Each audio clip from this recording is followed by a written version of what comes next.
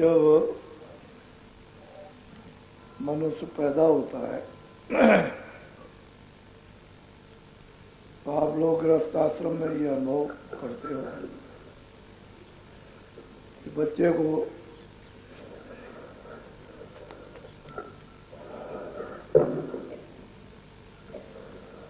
कोई जरूरत नहीं रहती है, क्योंकि वो तो छोटा बच्चा होता है, उसे कोई भी आवश्यकता नहीं।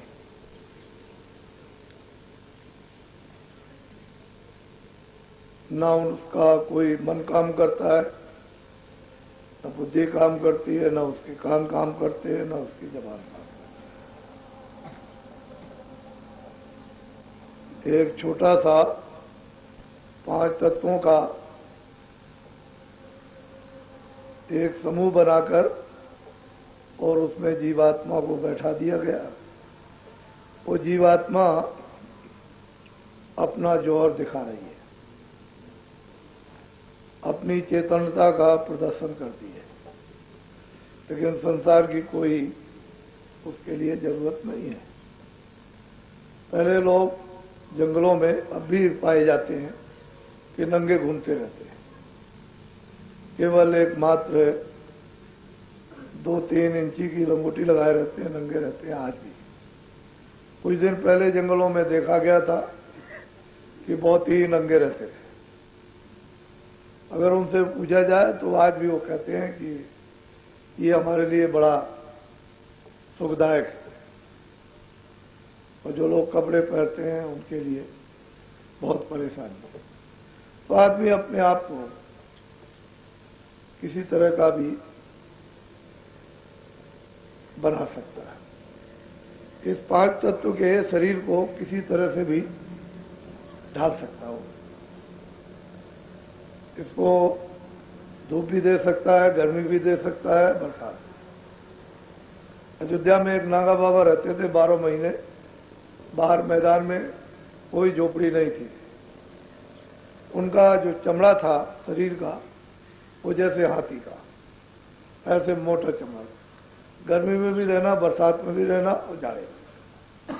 तो इस तरह का उनका शरीर बन गया।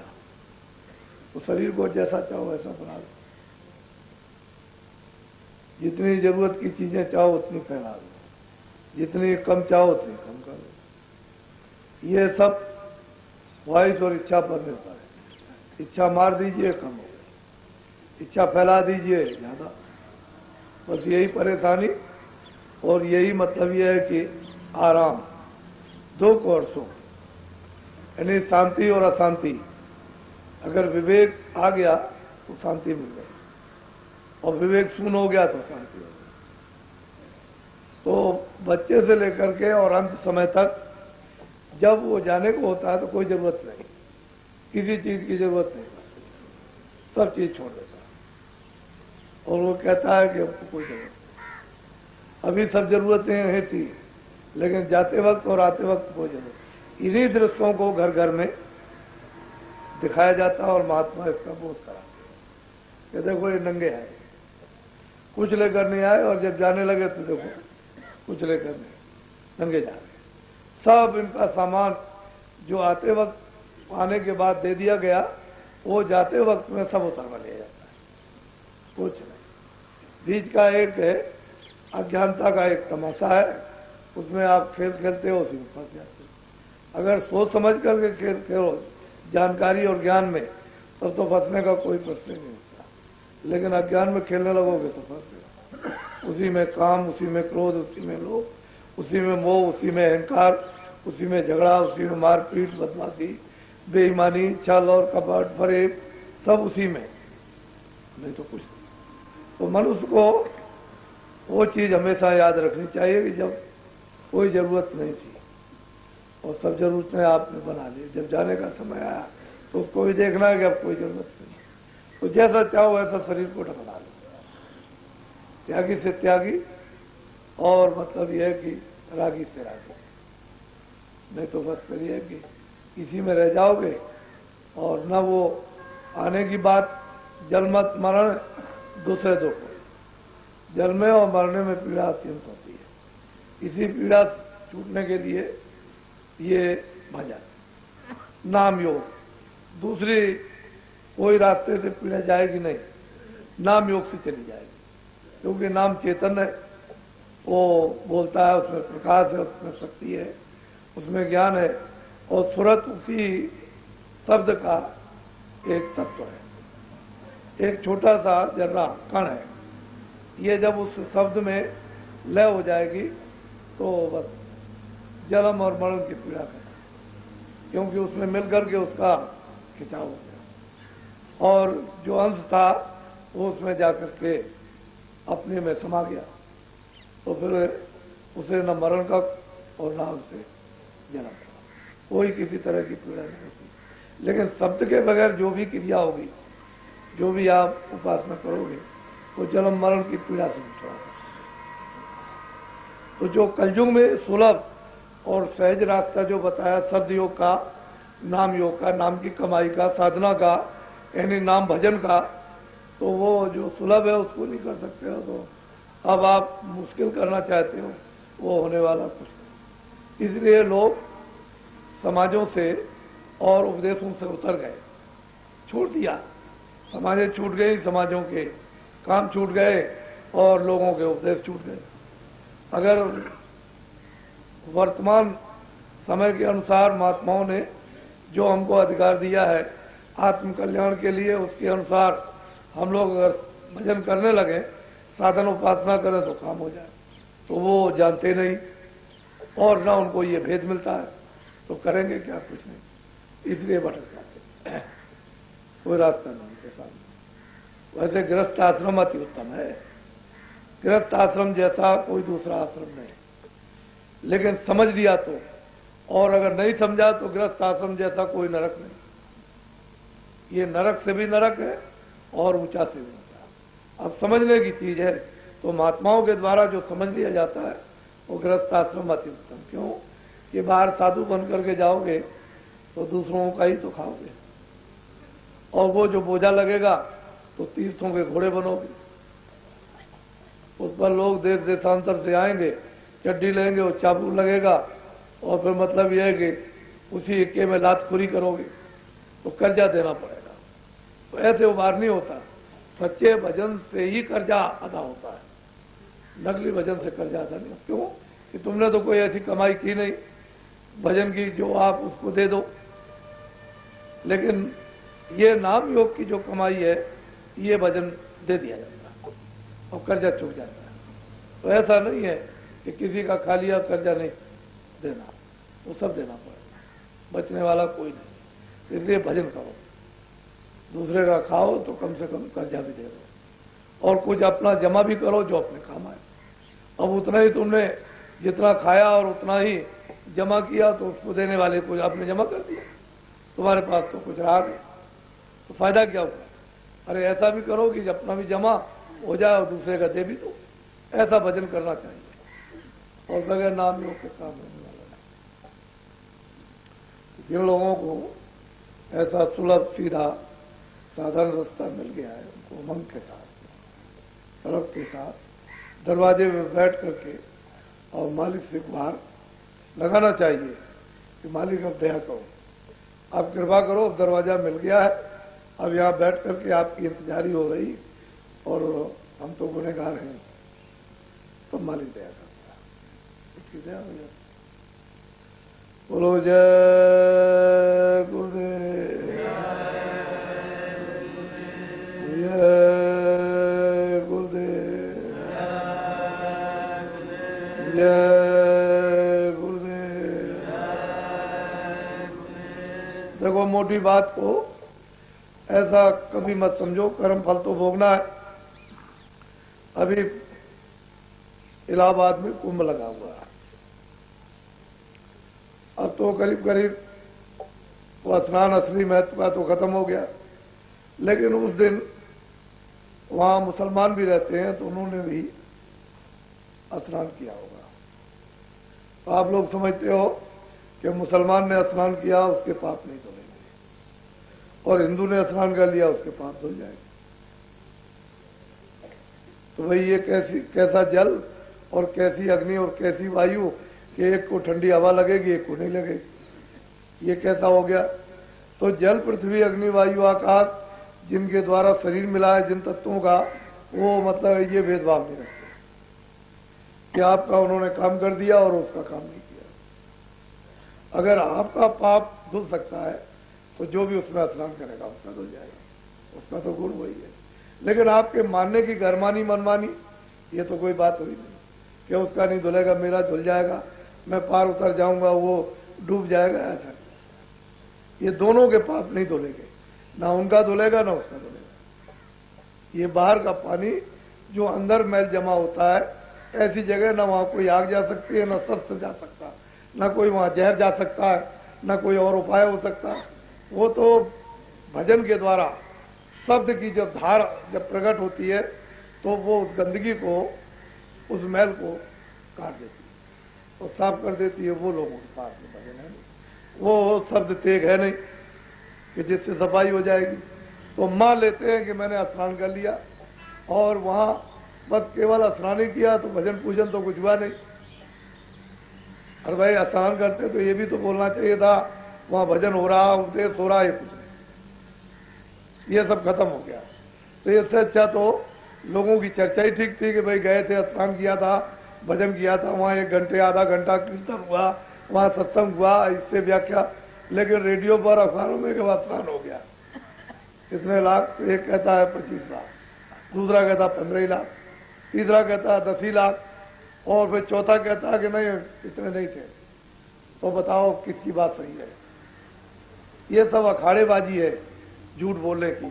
तो बताओ उधर भी लोगों में भी झूठ, और झूठ बोलो भी और झूठ का खाओ भी, तो उससे कुछ होता है। अब ये दोनों में कोई स्नान नहीं करते, ना उनके पाप धुलेंगे ना उनके धुलेंगे, और तुमने मान लिया कि धो दिया धुल गया, तो ये भ्रम है। पवित्रता से मन बुद्धि चित्र निर्मल हो तो निर्मल जन सोमोय पावे। अब जो भी कोई रहेगा स्नान करेगा, कुएं में नदी में नाले में स्नान करेगा, मन अगर निर्मल है तो वो तो उसको प्राप्त कर सकता। लेकिन मन ही अगर गंदा हो, तुम पानी में डूबे रहो, वो क्या करेगा? वो तो जल तो जल ही है, वो भी जड़ है, अग्नि भी जड़ है और वायु भी जड़ और जड़ पृथ्वी भी है, तो आकाश भी जड़ है। इनमें कोई चेतन चीज तो नहीं, शरीर भी जड़। लेकिन जीवात्मा इसमें, इसलिए वो देखता सुनता चलता फिरता, और जब इसमें से निकाल दिया तो जड़ है। तो जीवात्मा जहां बैठी उस पर जल का, अग्नि का, वायु का इसका कोई असर नहीं, तो अलग बैठी हुई है, उसका तो केंद्र अलग है। बोलो जय गुरुदेव, जय गुरुदेव। अभी वो ट्रैक्टर आएगा, थोड़ा सा एक जगह ले चलेंगे, आप हम भी चलेंगे थोड़े समय के लिए। तो पहले तो ऐसा है कि एक एक ईंटा उठाओ ऐसे, और वहां कोने में ये अंदर में ईंटे पड़े कि उठा के बैठा जाओ।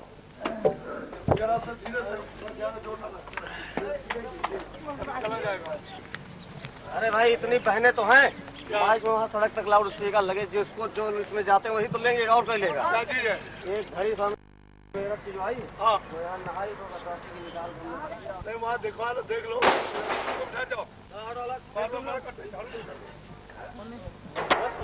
जी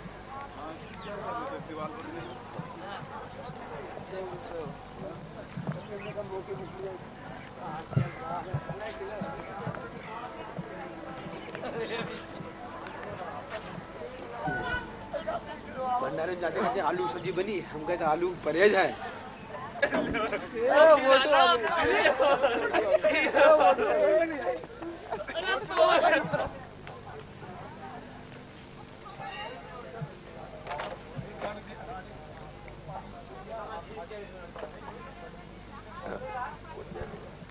अरे मिली घड़ी, घड़ी मिल गई, कौन ले जाएगा जब वो यहाँ आए?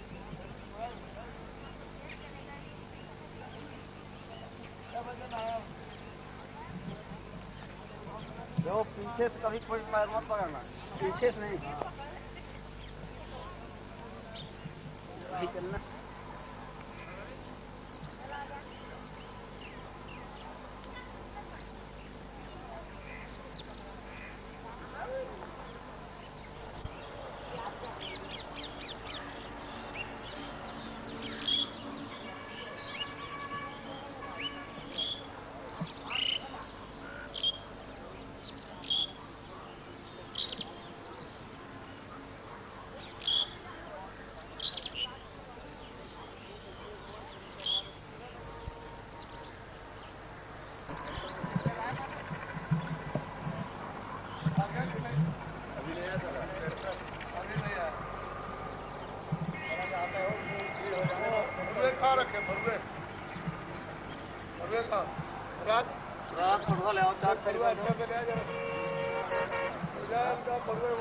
रखे होंगे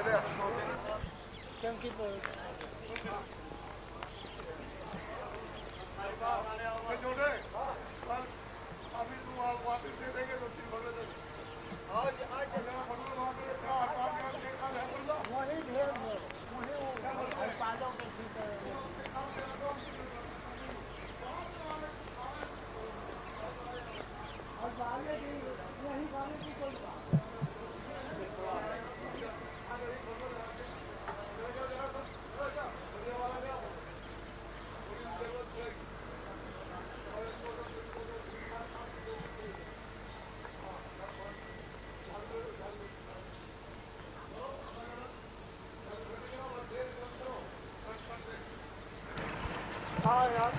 अरे है ओम भाई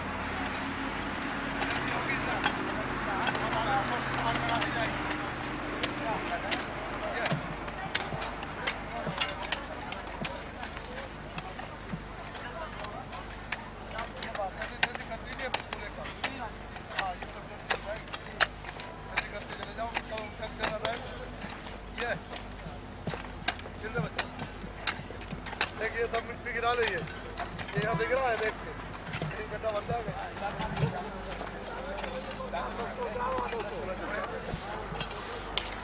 जल्दी करो, जल्दी करो।